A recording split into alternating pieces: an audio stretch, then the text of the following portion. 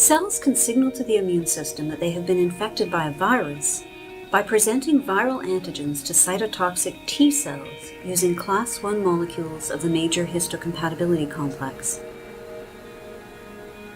This animation will explore the assembly of class I molecules, an essential part of host defense against viral infection.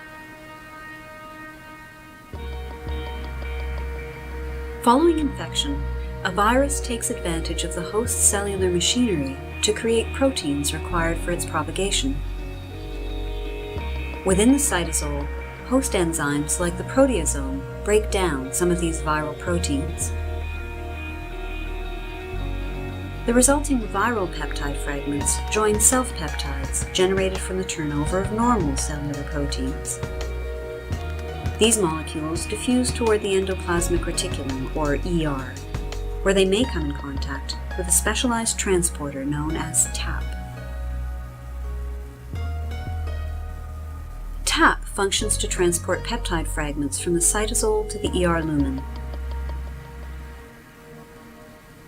It is here within the ER that peptides bind to the key protein involved in antigen presentation, the class I molecule of the major histocompatibility complex.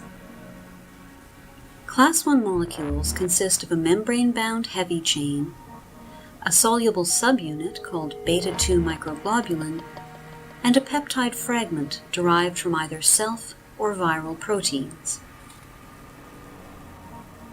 The assembly of class I molecules begins with the folding of the heavy chain, assisted by the molecular chaperone calnexin and an associated enzyme termed ERP57.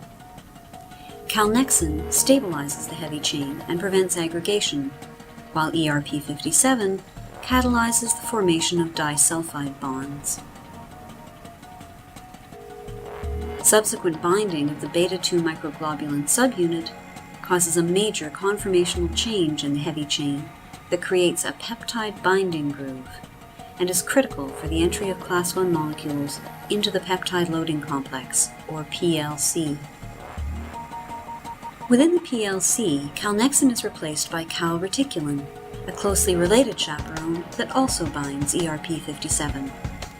The remaining components of the PLC are the TAP transporter and a remarkable protein called tapesin, which plays several roles in the stability and function of the peptide loading complex. Tapesin binds ERP57, which, along with its associated calreticulin chaperone, plays an important structural role in stabilizing the PLC. Tapesin also serves as a bridge between the class I molecule and TAP, which ensures the proximity of class I to incoming peptides. Finally, tapesin stabilizes the TAP transporter, increasing the flow of peptides into the ER lumen. However, recent research suggests that tapesin has a more direct role in peptide loading, actively promoting the loading of high-affinity peptides into the class I binding groove. Tapesin may have the ability to widen the peptide binding groove to allow a wide range of peptides to be sampled. Low-affinity peptides dissociate rapidly. High-affinity peptides that closely fit the binding groove induce a conformational change. Tapesin responds to this change by dissociating, which results in the disassembly of the entire PLC. The newly peptide-loaded MHC class I molecule proceeds along the cell's secretory pathway and is displayed at the surface, where it is examined by receptors on cytotoxic T cells.